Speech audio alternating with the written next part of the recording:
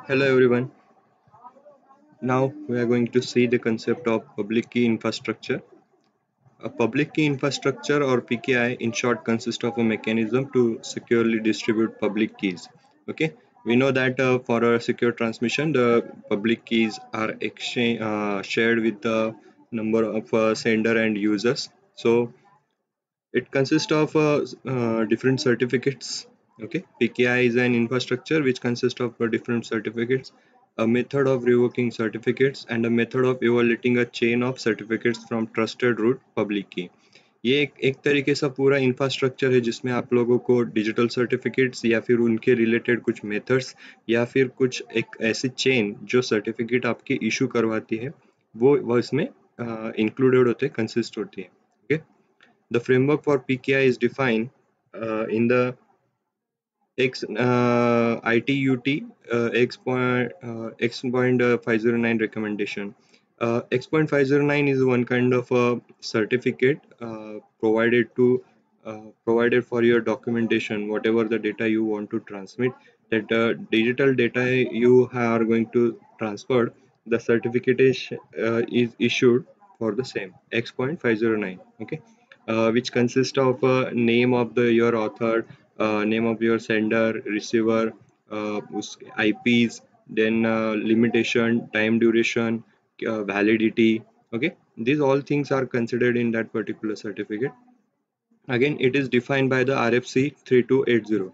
Request for comment. RFC 3280 request for comments is a one kind of a protocol systems where all the rules and regulations are written, or working structure of your certification is defined in RFC 3280. Okay, and the goal of PKI is defined by the RFC 3280 is to meet the needs of deterministic automated identification, authentication, access control and authorization functions. एक तरीके से ये आपके गोल define किया गया है क्या. एक डिटरमाइन आप लोगों को वहाँ पर नीड्स जो होती है वो डिटरमाइन होनी चाहिए, आइडेंटिफाई होनी चाहिए, ऑटोमेटिकली ऑथेंटिकेट होनी चाहिए, कुछ access mechanisms we have to provide there, and you are going to authorize them. Okay, so this kind of things are going to be worked with the PKI.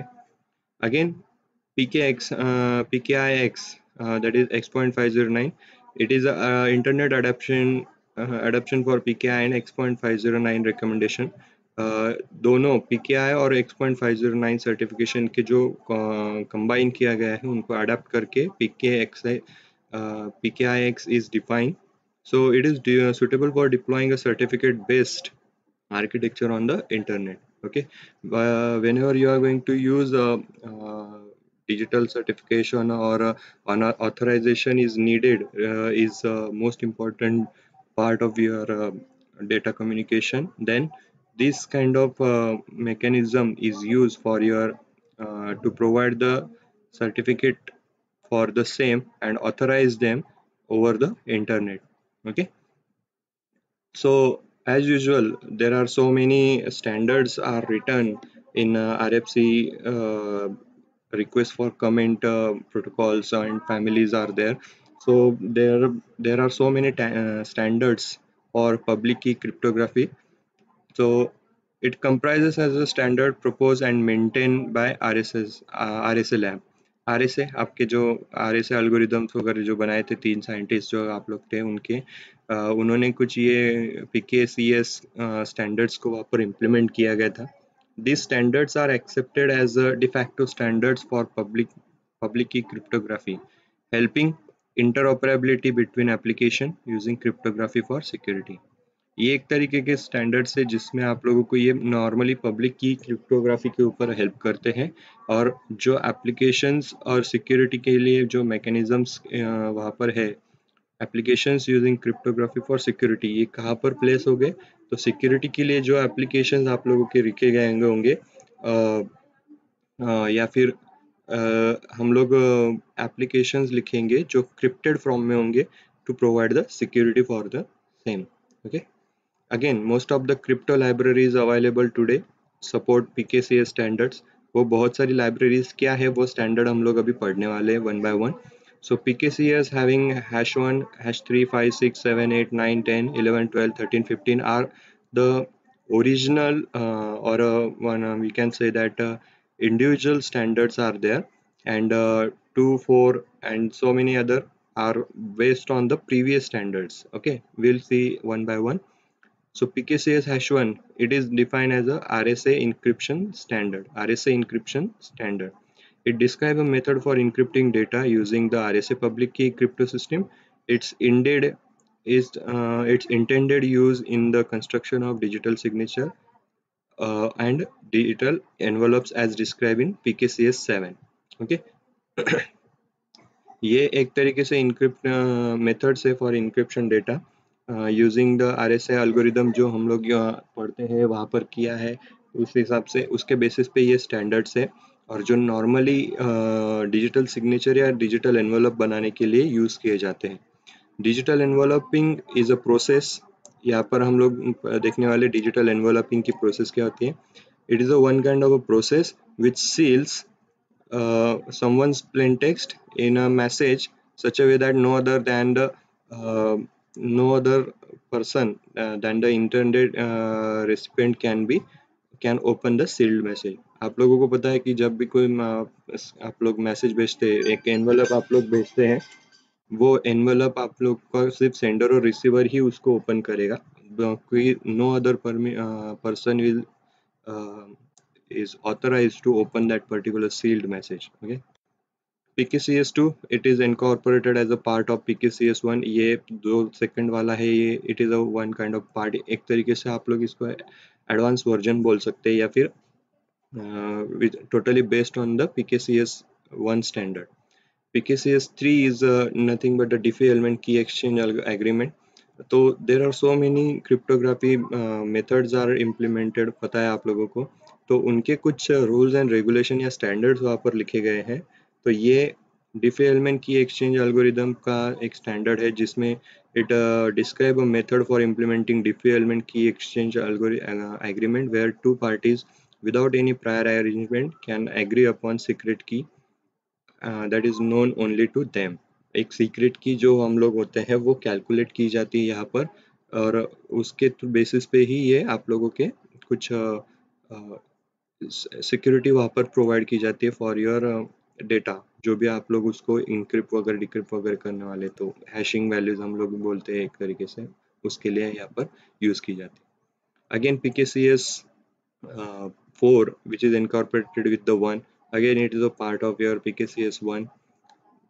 PKCS 5 password based encryption standard, it describes a method for encrypting an octet string with a secret key derived from a password। एक तरीके से password protection जो होते हैं उसके related ये standards लिखे गए हैं।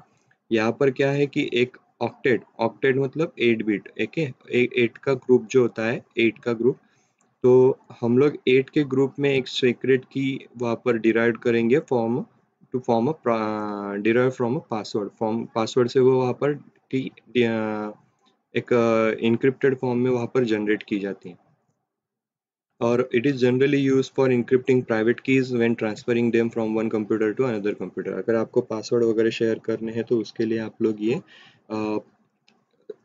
this kind of algorithm or standards you can use। Okay, again PKCS 6 extended certificate syntax standard। extended certificate syntax standard क्या होंगे देखो, it describes syntax for extended certificates and consist of X.509 public key certificate and set of attributes। okay, मैंने आपको बताया कि it is a certificate in which all the details, necessary details are written for your documentation। आपका documentation validity कब है, कौन author है, किसने किसको भेजना है, उसके रिलेटेड टाइम जो भी होगा, कब तक उसका क्या है बोलते हैं हम लोग वैलिडिटी, जैसे बोला मैंने आप लोगों को वो होगी, फिर कौन से एल्गोरिदम के थ्रू ये इनक्रिप्ट हुआ है, डिक्रिप्ट हुआ है, ये आप लोगों को वहाँ पर सब इंफॉर्मेशन इसमें स्टोर्ड रहती है। ओके, तो this is only identify bye sender and receiver, वो सेंडर और रिसीवर को ऑथराइज करने के लिए हम लोग बनाते हैं। PKCS 7 cryptographic message syntax standard। message general syntax for data that may have cryptography applied to it, ऐसा सिंटेक्स यहाँ पर हम लोग होंगे जिसमें क्रिप्टोग्राफी अप्लाई हो सकती है, जिसको हम लोग बोलते हैं डिजिटल सिग्नेचर और डिजिटल एनवेलप बोलते हैं हम लोग। Again, PKCS 8 having a private key information syntax standard. Private key information. It defines various syntaxes for private key information. Also described in PKCS 8. PKCS 8 में ये है, मैंने आप लोगों को बताया प्राइवेट कीज के लिए होता है। Select attribute types. Define selected attribute types for use in PKCS. #6 ये देखो एक्सटेंडेड सर्टिफिकेट सिंटैक्स स्टैंडर्ड को यहाँ पर और से हम लोगों ने डिफाइन किया है। तो ये एट्रीब्यूट टाइप हम लोग डिफाइन करेंगे PKCS #6, PKCS #7 for digitally sign message and PKCS #8 for private key information. Okay, PKCS 10 certificate request standard. It describe a syntax for certification request. Certification आप लोगों को चाहिए होगा, certify authority is responsible for providing it. तो ये कुछ syntax वहाँ पर आप लोगों के define किए जाएंगे, या rules हम लोग बोलेंगे वहाँ पर define होंगे। तो certification request consist of distinguishing name आपका आता है public key, optional set of attributes and collectively sign the entire requesting certification, जिसमें ये 3-4 चीज़ें होती है, नाम होते हैं, public key होती है। So certification authorities CA may also require non-electronic forms of request and may return non-electronic replies. ये आप लोगों को थर्ड पार्टी जो होती है वो ऑथराइज करता है कि yes these are the valid users and they can make a communication between them. तो एक तरीके से ये CA का ऑथोरिटी प्रोवाइड करने के लिए सर्टिफिकेशन है। PKCS #11 cryptography token interface standard. Cryptographic Token Interface Standard. This standard specifies an API called CryptoKey to devices which hold cryptographic information and perform cryptographic function. एक APIs प्रोवाइड किए गए हैं जिसमें ये क्रिप्टोग्राफिक फंक्शंस को execute करते हैं या फिर परफॉर्म करते हैं, तो उनके लिए ये स्टैंडर्ड है। Personal information exchange, again as the name suggests, it specifies a portable format for storing and transporting user private key, certificate and miscellaneous secrets etc. Personal information अगर होंगी हमारी तो उनके लिए कुछ स्टैंडर्ड है, उनको क्रिप्टोग्राफी के थ्रू अगर सर्विस करनी है तो आप लोगों को वो स्टैंडर्ड्स उसमें बनाए गए हैं। Elliptic curves cryptographic standard, it will address many aspects of elliptic curve cryptography including parameter and key generation and validation. आप लोगों को अगर कुछ कैलकुलेशंस करते हैं, की जनरेट करना, उसको वैलिडेट करना, जनरेट डिजिटल सिग्नेचर्स के लिए, तो इलिप्टिक कर्व एक क्रिप्टोग्राफी टेक्निक है, वहाँ पर डिफाइन की गई है। तो हाँ, PKCS #13 for elliptic curve and PKCS #15 for cryptographic token information format standard. Cryptographic token information format standard.